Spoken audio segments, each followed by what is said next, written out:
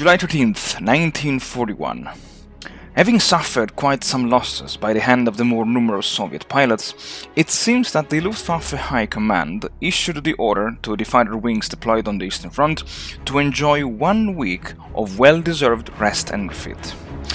This decision, however, turned out to be more counterproductive than ever, because this week the Soviet Air Force goes on a killing spree, bombing and strafing all kinds of undefended targets, mostly enemy motorized and panzer divisions. And still, despite this week the Germans achieved the first goal of Operation Barbarossa, the capture of Smolensk.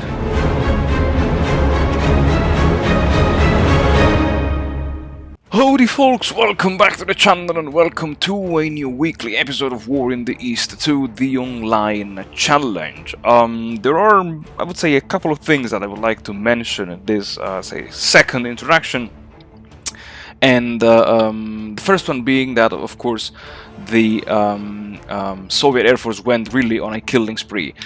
Briefly, let's have a look at the losses. The first thing is that I lost less than 100,000 men, which is, for me, is like it is a big relief. Maybe it's a sign that I'm learning how to manage the Red Army and the chain of command without getting too many of my units trapped into pockets. And I received quite a big chunk of men as reinforcements on the map, as well as in the theater boxes, and my opponent even lost almost 20,000 men. Events-wise, we have the Finnish offensive, the partisans, and the mutual assistance. But yeah, the cherry on top of the cake of this introduction is, of course, are the losses, because, as I said, the Soviet Air Force went on a killing spree by kind of abusing of the ground attack doctrines. Now, I said it in the past, I think in the advanced tutorial series about how to handle the Soviet Air Force, but the best way to handle the Soviet Air Force is to massacre the enemy ground troops with ground attacks, which are broken, and many online games, many players playing online games, they agree in not abusing them.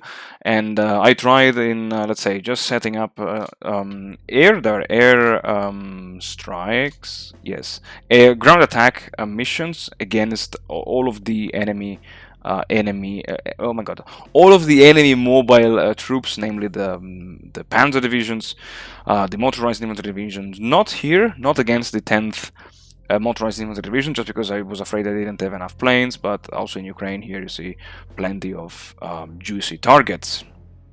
And yeah, I mean, this was quite impressive, because over 23,000 men, but most importantly, I think, are these 688 AFVs, which now led the Axis to have a total losses of almost 1,000 AFVs, like just 5.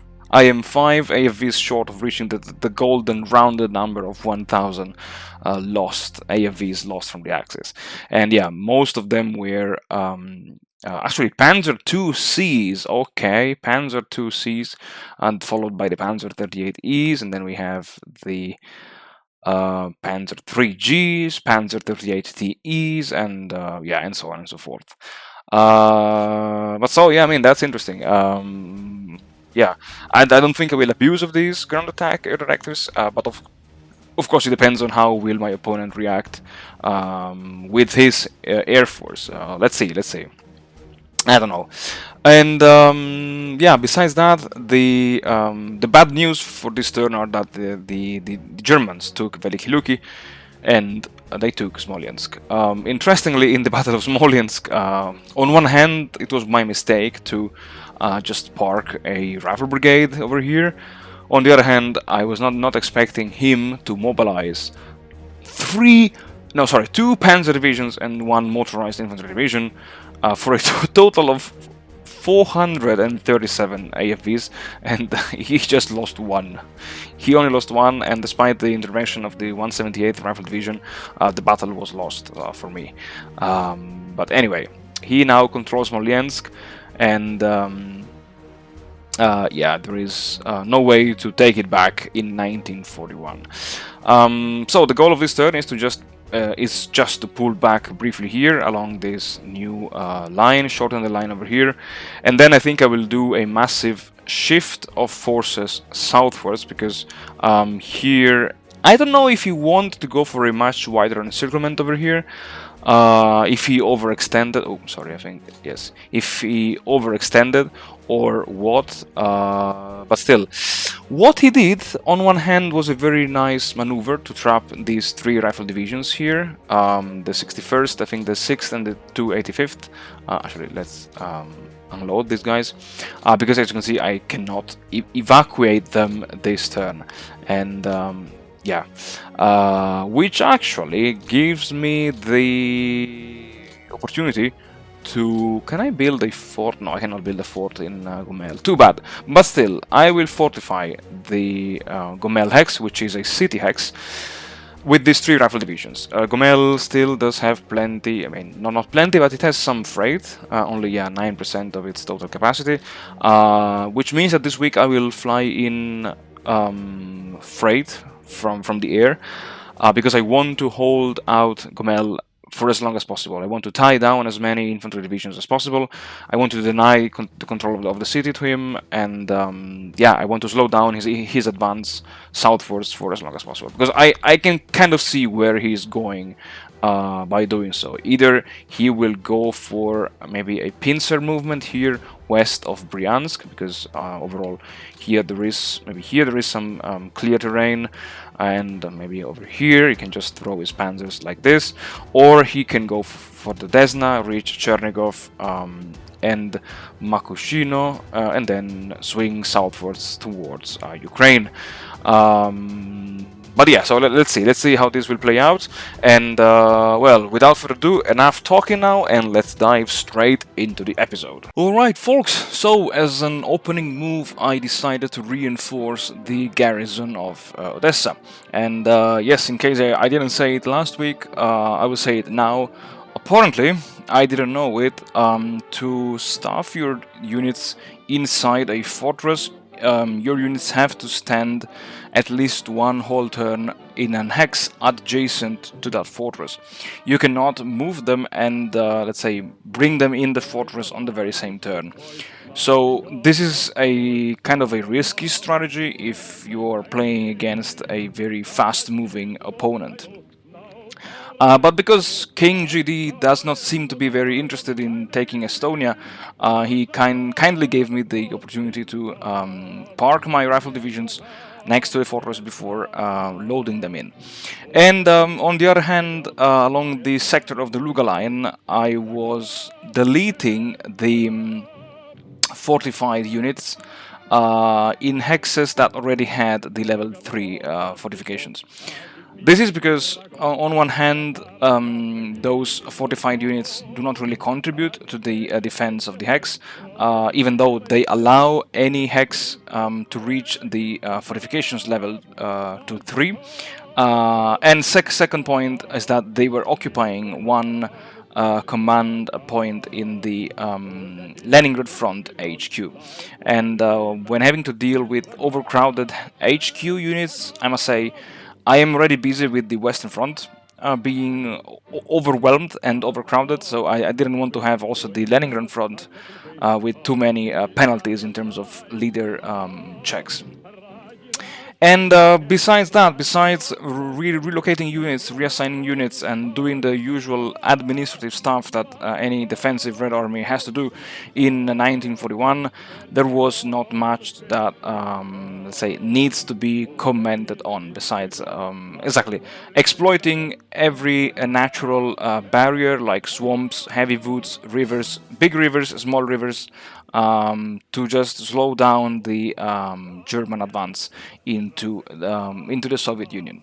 And with this, folks, I'm at the end. As always, thank you very much for watching. Thank you very much for supporting the channel. I leave you to the rest of the episode, and as always, stay tuned because there is still one episode coming up this week.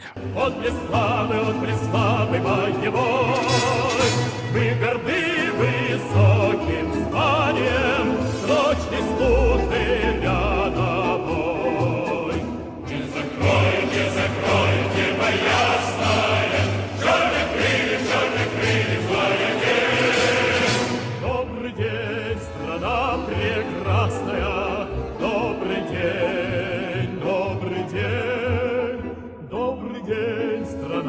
прекрасная, добрый день, добрый день.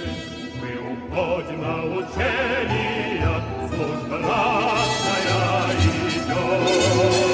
Новый день, как наступление, песня звонкая зовет. На священном нашем знамени, он и слава его. Мы гордыны высоким званием, ночью службы рядовой. Не закроет небо ясное, черных крыльев, твоя день. Добрый день, страна прекрасная, добрый день, добрый день. Добрый день, страна прекрасная, добрый день, добрый день. Наша служба, школа мужества, нашей дружбы крепче нет. Хорошо солдату служится, если он письмом согрет. На священном нашем знамени он преславный боевой. Мы горды высоким званием прочной службы рядовой. Не закрой небо ясное, черных крыльев твоя день. Добрый день, страна прекрасная, добрый день, добрый день. Добрый день, страна прекрасная, добрый день, добрый день. На Маркуте доверена, спокойнее семьи. Как Маркуте, как уверенный, у защитников страны. На священном нашем знамени, он и славы боевой. Мы горды высоким званием, прочной службы рядовой. Не закроет небо ясное, черных крыльев злая день. Добрый день, страна прекрасная, добрый день, добрый день.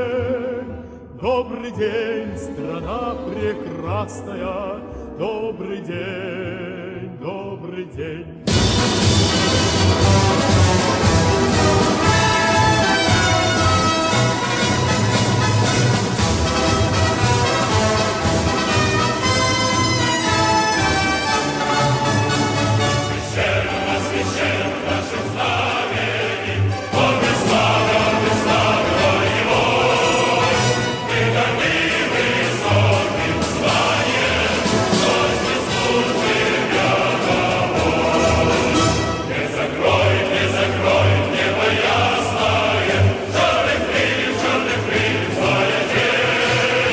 Добрый день, страна прекрасная, добрый день, добрый день. Добрый день, страна прекрасная, добрый день.